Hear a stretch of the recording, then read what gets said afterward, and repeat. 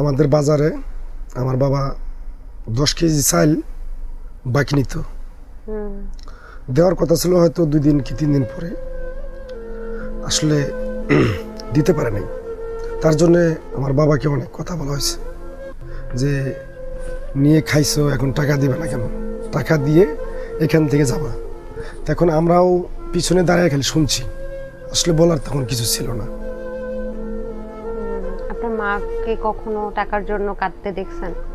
আমার ফ্যামিলি থেকে আমাকে একটু বঞ্চিত করা হয়েছে।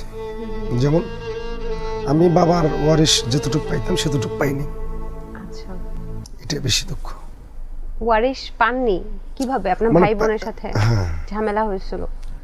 আচ্ছা আচ্ছা, একটা সময় তো ভাই বোনকে আপনিও মানে আপনারও তো ভাই বোনকে বড় করার পেছনে অবদান আছে অবশ্যই। কিন্তু তারপরে ওয়ারিশটা কেন পেলেন না বাকি? আমি তখন ওই গ্রামে রিক্সা চালাইতাম ছোটবেলায়? ছোটবেলায়, তখন কত আমার বয়স বছর থেকে? 17-18, আচ্ছা আচ্ছা, 16-17 এরকম হবে। 16-17 থেকে আপনি গ্রামে রিক্সা রিক্সা চালাতেন? চালাইতাম, তখন কেমন? মানুষের বাড়িতে কাজ করতাম, কি কাজ? মাটি কাটা, ধান কাটা, তারপর বিভিন্ন ধরনের যে যেভাবে মানে করতো আমি ওইভাবে করতাম। এখন ভাইরাল হওয়ার পরে কি আয়টা একটু বাড়ে নাই? তা তো অবশ্যই। আচ্ছা, এখন দৈনিক আয় কেমন হয়েছে? হয় 5,000, 6,000, 7,000। আচ্ছা, তারপরেও মানুষ যেভাবে ভাবছে যে আপনি লাখ লাখ টাকা পেয়ে যাচ্ছেন ব্যাংকের মাধ্যমে, সেটা মিথ্যে কথা। মিথ্যা কথা। এবার একটু আপনার পরিবার সম্পর্কে জানি যে বাচ্চারা তো এখন বেশ বড় হয়ে গেছে। জি, জি। বাচ্চারা আপনার এই ভাইরাল হওয়াটাকে কিভাবে দেখছে? হ্যাঁ, অনেক খুশি যে আজকে আমার আব্বু ভাইরাল হয়েছে, বিভিন্ন জায়গায় যাচ্ছে, ইন্টারভিউ দিচ্ছে, টিভির চ্যানেলে গেছে, সেলফি ওঠায়, মানুষের বাড়িতে আসে ভিড় করে, অনেক আনন্দ মানে বিরাজ করছে। আচ্ছা, তো মেয়ে আপনার উপর রাগ করে কেন? মানে যদি বলে যে আব্বু এটা দিতে হবে, সেটা যত কষ্ট হোক দিতে হবে। আচ্ছা আচ্ছা, দারুণ। আপনার পরিবার সম্পর্কে একটু জানতে চাই যে ঠিক আপনার ছোটবেলাটা তো বললেন যে আপনি লালমনিরহাটে জি। বেড়ে উঠেছেন, সেই সময়টা পড়ালেখার খুব বেশি সুযোগ হয়নি, না। কিন্তু পড়ালেখা করার তো ইচ্ছে ছিল না? কিন্তু হ্যাঁ, অবশ্যই। তো সেই সময়টা আসলে কেন পড়ালেখা হলো না? কেমন পরিবার ছিল আপনার? আসলে আর্থিক অবস্থা খুবই খারাপ ছিল। আচ্ছা, আমার বাবা হলো দিনমজুর ছিল। যখন আমরা ক্লাস 3-তে পড়তাম, তখন আমার বাবা সারাদিন কাজ করলে 120 টাকা পাইতো। তখন সারাদিন কাজ করে 120 টাকা রোজ। কোন সালের ঘটনা এটা? এটা প্রায় আরো 25 বছর আগে। আচ্ছা, তখন আমরা ছোট, বুঝি যে আমার আব্বু কাজ করে মানুষের বাড়িতে। ওই দিন আনতে দিন শেষ হইতো, মানে আমরা 7 জন ফ্যামিলিতে লোক ছিলাম। 7 জন? আপনার 7 ভাই বোন? না, তাহলে বাবা মা আমার আর বাবা মা 5 ভাই বোন। 5 ভাই বোন। জি। তাহলে ওই 120 টাকা রোজ দিয়ে চলতো? প্রতিদিন তো কাজও থাকতো না মনে হয়? না, ওই সপ্তাহে হয়তো 4 দিন, 5 দিন, 3 দিন এইভাবে কাজ থাকতো। ওরকম লেখাপড়ার চাহিদা ছিল, কিন্তু অর্থ সম্পদ ছিল না দেখে আমরা ওরকম ভাবে লেখাপড়া করতে পারিনি। 5 ভাই বোনের মধ্যে আপনি কততম? আমি 4 নাম্বার। 4 নাম্বার। আর বোন কজন? বোন 3 জন, 2 ভাই আমরা।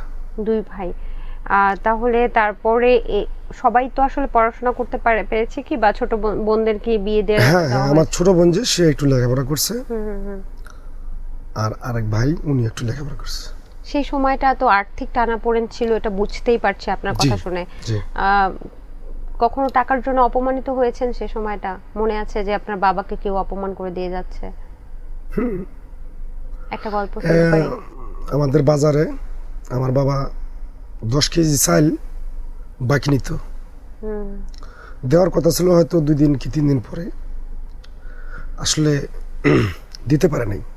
তার জন্যে আমার বাবাকে অনেক কথা বলা হয়েছে যে নিয়ে খাইছো, এখন টাকা দিবে না কেন, টাকা দিয়ে এখান থেকে যাবা। তখন আমরাও পিছনে দাঁড়িয়ে খালি শুনছি, আসলে বলার তখন কিছু ছিল না।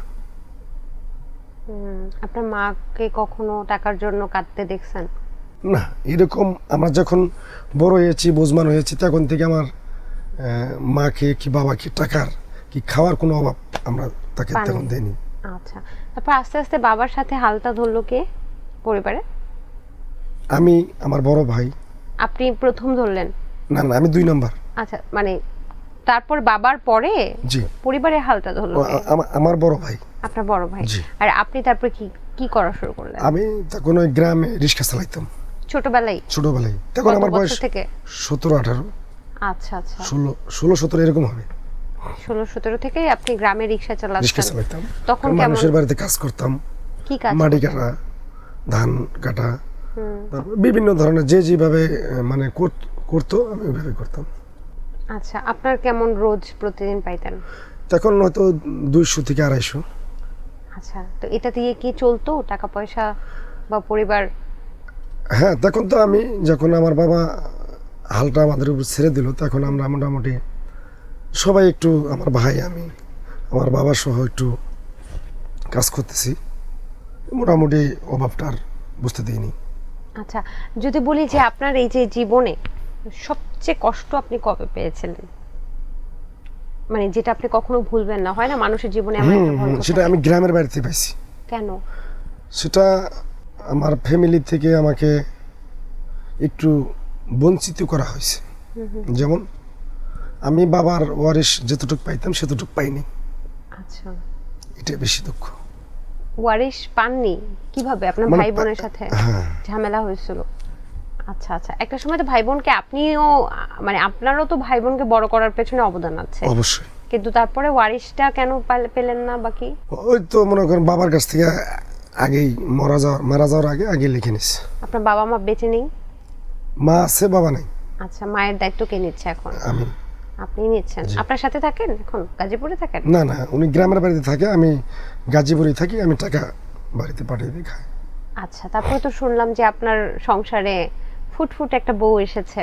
জি। এটা কি অ্যারেঞ্জ ম্যারেজ ছিল নাকি তাকেও চোখে চোখ রেখে না, ভালোবেসেছিলেন? সেটা আমার ফ্যামিলি থেকেই পারিবারিক বিষয়ে আলাপের ভিতরেই বিয়ে হয়েছে। আপনার বিয়ে হয় কত বছর বয়সে? 18। 18 বছর বয়সে? সেই গ্রামে যখন রিক্সা চালাতেন তখন? তখন আচ্ছা, ভাবি কি করেন বা ভাবি কি হাউসওয়াইফ কিনা? এখানে গাজীপুর আসার পরে উনি গার্মেন্টসে জব করতো। আচ্ছা, তো ওই যে প্রথম যখন বিয়ে করলেন তখন তো আপনারও তেমন একটা ইনকাম ছিল না। না না, সেই সময়টা আপনার নিজের সংসারটা কেমন চলতো? ওই মোটামুটি একটু মানে অভাব অনটনের ভিতরেই। পরে আমি যখন দেখলাম যে না, গ্রামে আর থেকে পোষাইতেছে না, পরে আমি আমার বউকে নিয়ে আমি পরে ঢাকা আসি। ঢাকায় চলে আসেন। ঢাকায় তো ভাবি গার্মেন্টসে চাকরি করা শুরু করলেন। জি। আর আপনি তখন কি করতেন? আমি ওই রিক্সা চালাইতাম, মাটি কাটতাম, রড মিস্ত্রি কাজ করতাম ঢাকায়? ঢাকায়। ও, আপনি রড মিস্ত্রির কাজ পারেন? জি। তো আচ্ছা মানে আমি মিস্ত্রি না, কিন্তু জোগালি করতাম, 350 টাকা 300 টাকা বেতন দিত। আচ্ছা, তারপরে এই চেঞ্জটা হলো কিভাবে? আস্তে আস্তে মিডিয়াতে কিভাবে আসলেন? আসলে মিডিয়াতে আসলাম, আসার ইচ্ছা ছিল না। তারপরেও আমার যিনি উস্তাদ ছিলেন, দিলদার আলী বাদেমা। দিলদার বলতে?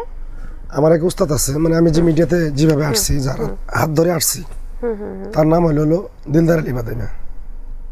আচ্ছা উনি আমাকে নিয়ে আসছে মিডিয়াতে। আচ্ছা, তারপরে যে আমাকে শিখাইলো, শিখানোর পর আস্তে আস্তে আস্তে আস্তে আস্তে এই পর্যন্ত আসছি। আচ্ছা, একটা সময় আপনি 250 টাকা দিনে আয় করতেন, এখন রাগ করলা ভাইরাল মামার দিনে আয় কত? এই মোটামুটি চলে, একটু আল্লাহ চালায়। জানতে পারি? এটা তো সিরকিট, মানে এটা সিজনের উপরে? সিজনের উপরে হয়। কোনো মাসে 1,50,000, 60,000, 70,000, 2 লাখ, 1.5 লাখ। 1,50,000 60,000 মাসে? জি। এটা কি আপনি আগেই করতেন নাকি ভাইরাল হওয়ার পরে? না না না, এটা আগে থেকেই করতাম, আবার ভাইরাল হওয়ার পর এই পজিশনে আছি। ও বাবা, তাহলে তো আপনি আগেই বড় লোক ছিলেন। না, আমি তো এই মিডিয়াতে এত আগে টাকা পাইনি, এই 1 বছর। হয়তো 1 লাখ টাকা পাইলে আমার 50,000 টাকা আমার খরচ হইতো। 50,000 টাকা থাকতো, ফ্যামিলিতে মনে করেন আরো 30-40,000 টাকা খরচ হইতো। আচ্ছা। ওই মাস শেষে থাকতো কত, 10,000, 5,000। আচ্ছা, ওইরকম মহামারী কোনো টাকা থাকতো না। বাহ, ফ্যামিলিতেও তো খরচ আছে, যেহেতু জি। বাচ্চারা পড়াশোনা করছে নিশ্চয়ই। জি। আপনার 2 মেয়ে কিসে পড়ছে বলছিলেন? বড় মেয়ে তো স্কুলে লেখাপড়া করতো, আর ছোট মেয়ে হলো মাদ্রাসায়। ছেলেকেও মাদ্রাসায় দেওয়া হয়েছে। করতো বলতে এখন আর পড়ালেখা করে না, না? ওনাকে তো বিয়ে দিছি, বড় মেয়েকে। বড় মেয়ের কত বছর? 18 বছর বিয়ে দিয়ে দিয়েছেন। জি। আচ্ছা, তো এখন ভাইরাল হওয়ার পরে কি আয়টা একটু বাড়ে নাই? তা তো অবশ্যই আচ্ছা, এখন দৈনিক আয় কেমন হয়েছে? হয়, 5,000, 6,000, 7,000। আচ্ছা, তারপরেও মানুষ যেভাবে ভাবছে যে আপনি লাখ লাখ টাকা পেয়ে যাচ্ছেন ব্যাংকের মাধ্যমে, সেটা মিথ্যে কথা। মিথ্যে কথা।